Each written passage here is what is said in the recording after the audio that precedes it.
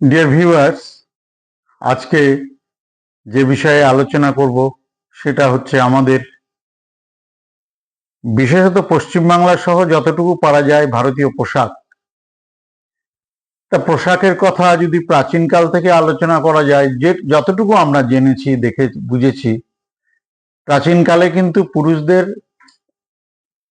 ঊর্ধ্বাঙ্গের জন্য একখণ্ড বস্ত্র, নিম্নাঙ্গের জন্য একখণ্ড বস্ত্র থাকতো। কোনো জামা বা সেলাই করা কাপড়ের বন্দোবস্ত নেই। এবং মেয়েরাও শাড়ি পরতো। মেয়েরা শাড়ি পরতো তখন আমরা মন্দির গাত্রের ছবিগুলি যে দেখি বা মূর্তিগুলি দেখি, পুরুষদের মতো দুদিক থেকে কোঁচা করে নিয়ে গিয়ে পিছন দিকে গুজে দেওয়া, দুই দিক গুজে দেওয়া। আর মহিলাদের ঊর্ধ্বাঙ্গে থাকতো কাঁচুলি, ব্লাউজ কোনো মন্দির গাত্রের ছবিতে নেই। অবশ্য পরবর্তীকালে ক্যালেন্ডারে দেবী মূর্তিতে ব্লাউজ আছে। এবং দক্ষিণ ভারতের, উত্তর ভারতে এইভাবে কাপড় পরলেও পুরুষেরা দক্ষিণ ভারতে ঊর্ধ্বাঙ্গের জন্য একখণ্ড বস্ত্র, নিম্নাঙ্গের জন্য একখণ্ড বস্ত্র। তবে দক্ষিণ ভারতে ধুতিটা কোঁচা দিয়ে পরা হয় না উত্তর ভারতের মতো। এবং দক্ষিণ ভারতের, উত্তর ভারতের নারীদের পোশাক একই রকম। তবে গোটা ভারতবর্ষেই ঊর্ধ্বাঙ্গের জন্য এবং নিম্নাঙ্গের জন্য একখণ্ড বস্ত্র থাকলেও কিন্তু সামর্থ্য অনুসারে কিন্তু অলংকার পরার রেওয়াজ কিন্তু ছিল। রাজার মাথায় মুকুট ছিল, তাই বলে গায়ে কিন্তু শার্ট বা জামা ছিল না। পরবর্তীকালে আমরা যে জমকালো পোশাক দেখি সেটা হচ্ছে মুসলিম শাসকদের দেখা দেখি। প্রাচীনকালের যে চরিত্রগুলি, তাতেও সেই জমকালো পোশাক পরানো। এটা আমরা বুঝেছি মন্দির গাত্রের ছবিগুলি যেমন দেখেছি বা মন্দির গাত্রের মূর্তিগুলি আমরা যেভাবে দেখেছি, তার থেকে আমরা একটা অনুমান করে নিতে পারি। আচ্ছা, তার কিছু পরে, অনেক পরে, আজ থেকে 50-60 বছর আগেও আমরা এই বয়সে যা দেখেছি পোশাক আশাক, সে বিষয়ে কিছু আলোচনা করা যাক। গ্রামাঞ্চলের পুরুষদের অধিকাংশই কিন্তু ধুতি এবং পাঞ্জাবি পরত এবং মেয়েরা শাড়ি পরত। তো মেয়েদের কুচি দিয়ে কাপড় পরার রেওয়াজ ছিল না, এবং মেয়েদের শাড়ি, ব্লাউজ এবং কাঁচুলি পরার রেওয়াজ ছিল না। এবং কাঁচুলি পরা অত্যন্ত নিন্দনীয় ছিল গ্রাম সমাজে, ঘোর গ্রাম সমাজে। তবে পুরুষরা ইউরোপীয় প্যান্ট শার্ট পরতেন, যারা একটু উচ্চ শ্রেণীর এবং যারা বাইরে যাতায়াত করতেন বা ভালো পদে চাকরি করতেন, হঠাৎ গ্রামের মধ্যে দু একজন তারা এইসব পোশাক পরতেন। আর শহরে ইউরোপীয় পোশাক পরার রেওয়াজ ছিল, তবে শহরেও ধুতি পরার রেওয়াজ ছিল।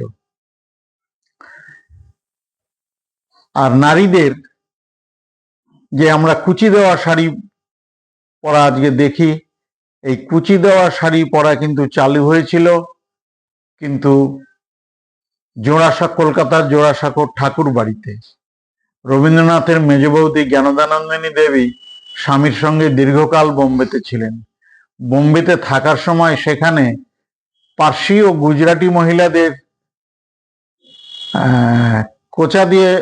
কুচি দিয়ে শাড়ি পরা তাকে আকৃষ্ট করেছিল। তিনি বাংলায় মাঝে মাঝে ফিরে আসলে সেইভাবে শাড়ি পরা দেখে তাদের সমাজের অনেকেই এইভাবে তখন তাদের মতো করে শাড়ি পরতে শুরু করে। তার কারণ তারা ব্রাহ্ম ছিলেন এবং তারা ব্রাহ্ম সমাজের নেতা ছিলেন, ঠাকুর পরিবার স্বভাবত কারণেই। এবং অন্যান্য ব্রাহ্ম পরিবারগুলো এইভাবে শাড়ি পরতে শুরু করে। এইভাবে সুন্দর শাড়ি পরাটা গোটা ভারতবর্ষে ছড়িয়ে পড়ে। ভারত ভাগ হয়েছে কিন্তু শাড়ি পরা ভাগ হয়নি।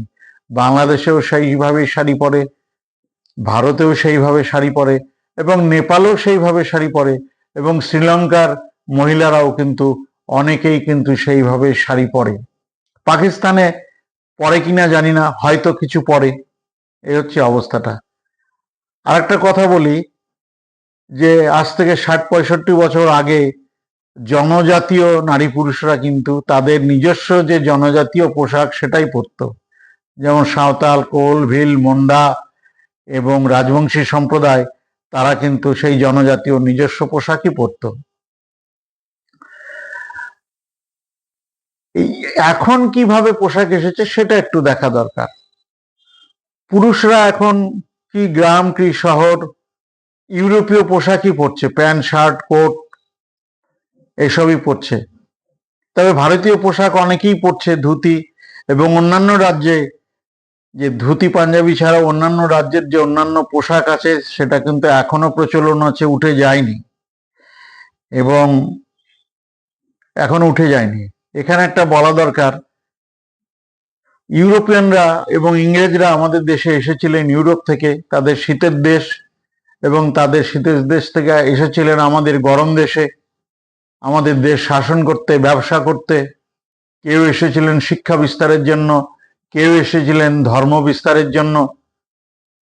এসে তারা কিন্তু তাদের সেই শীতের দেশের মোটাসোটা জমকালো পোশাক কিন্তু পরে থাকতে চাইতেন, কিন্তু আমাদের গরম দেশে তাদেরকে বিব্রত বোধ হতো, এবং অনেকে কিন্তু ভারতীয় গরমে সেই পোশাক পরে মারাও যেতেন। পরে ট্রেন চালু হলে ট্রেনে করে যাতায়াতের পথে কিন্তু ট্রেনের মধ্যে অনেকে মারা যেতেন, যার জন্য ট্রেনের স্টেশনগুলিতে কিন্তু কফিন থাকতো। গাড়িতে যদি কোনো সাহেব মেম মারা যেতেন তাদেরকে কফিন সরবরাহ করা হতো।